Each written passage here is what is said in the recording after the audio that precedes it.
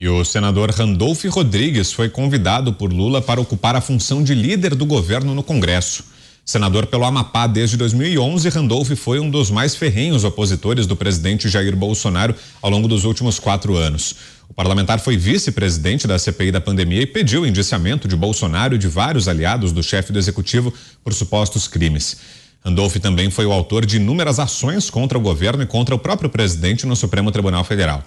A expectativa é que o congressista aceite a função nos próximos dias e seja anunciado junto com os últimos ministros. Como dissemos, Lula passou o Natal em São Paulo, está em Brasília essa semana, deve anunciar os últimos nomes de ministros nos próximos dias. Coronel Gerson Gomes, que acha dessa possível escolha? O convite já foi feito. Randolfo Rodrigues pode ser o líder do governo no Congresso. Coronel. Eu penso que num eventual governo Lula, talvez a função dele melhor fosse de subprocurador-geral da República, porque ele ostensivamente falou em uma conversa que já foi divulgada nas redes sociais, que ele descobriu que a melhor forma de impedir que uma minoria no parlamento seja vencida é justamente atravessar a avenida e se dirigir ali ao Supremo Tribunal Federal, utilizando de um artifício muito interessante, porque liminarmente ele obtém uma ação judicial do ministro Alexandre de Moraes ou até de algum dos seus colegas e que fazem gestões junto ao interesse que ele interpôs de uma forma a não contar com a participação da Procuradoria-Geral. Então, diz ele, dá muito trabalho contar com a Procuradora ou o Procurador-Geral da República, então nós podemos bypassar, utilizando apenas como intimidação um inquérito em que nós solicitamos uma ação de investigação, a Polícia Federal se faz presente, ela intimida aquele opositor político ou defende aquele interesse da minoria e inviabiliza, inclusive, o Poder Executivo, muitas vezes, de agir. No caso de um eventual governo Lula, ele não usará esses instrumentos contra o Poder Executivo, mas ele que aprendeu o caminho, é muito provável que toda e qualquer situação em que o governo não consiga maioria na Câmara dos Deputados ou no Senado, ele tenha outros artifícios junto ou a 4 mãos com o Supremo Tribunal Federal para fazer valer o seu ponto de vista ou as suas agendas ou as suas pautas. Então, é um homem que sozinho, com um partido minúsculo, conseguiu um ativismo extraordinário, talvez tenha conquistado ali o seu papel de protagonismo junto ao governo Lula com justiça, diga-se de passagem.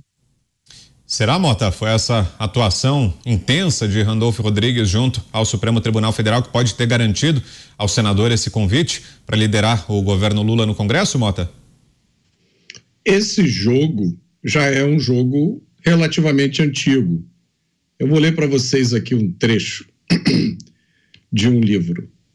Aprendi com um dos meus mentores a reconhecer a malícia, a esperteza e a hipocrisia que o poder produz. Essa frase é do livro Meditações, escrito por volta do ano 160 da era cristã pelo imperador romano e filósofo Marco Aurélio Antoninus.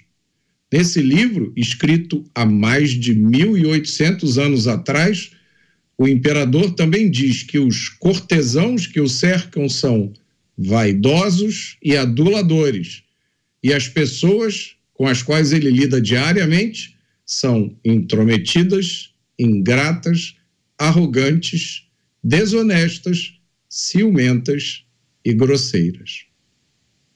Você, Fernão?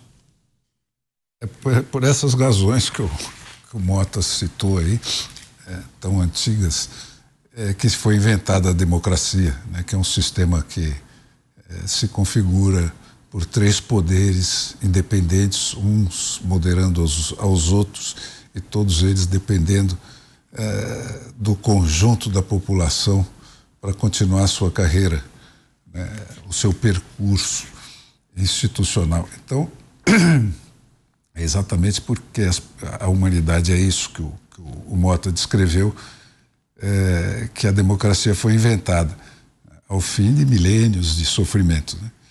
E agora é por essa mesma razão que ela está sendo destruída. O Randolph Rodrigues, eleito pelo Amapá, que vai ser o próximo destino eleitoral da Simone Tebet, por exemplo, seguindo os passos do Zé Sarney. Todos eles, quando caem em desgraça junto ao eleitorado, vão lá se eleger no Amapá, que precisa de uns 12 votos para o cara conseguir virar senador e, a partir daí, pular no cangote de um país inteiro, de uma população inteira, né, e ficar chupando a gente como esse cara chupa, né?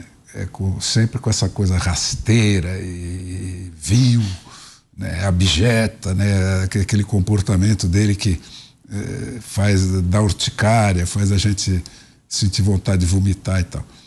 Assim, com esse sistema eleitoral brasileiro, facilita e torna esses caras irremovíveis, né? Independentes completamente do povo de quem supostamente emana todo o poder, né?